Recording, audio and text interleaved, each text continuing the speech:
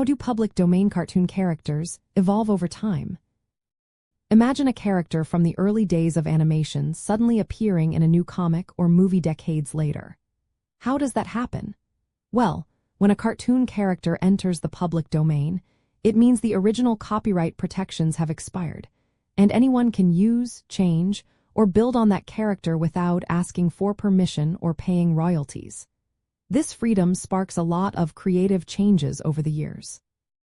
At first, the character looks and acts just like the original creator designed. Think of the earliest versions of a character: simple designs, basic personalities, and straightforward stories. But as different artists and writers take the character and make their own versions, they often update the look to match modern animation styles or audience tastes. For example, a character might get a sleeker design, brighter colors, or more expressive features. People also change the character's personality or backstory. They might give the character new traits, motivations, or roles to fit different genres or stories. Sometimes, creators combine a public domain character with others, creating crossover stories or new worlds. This blending can make the character feel fresh and relevant for new audiences. Public domain characters are used across many media types. They appear in comics, web series, films, and even merchandise. For example, early versions of characters from the 1920s are now public domain, but later versions with more complex personalities are still protected by copyright. This means creators can only legally use the earliest versions, which might look and act differently from the familiar modern versions.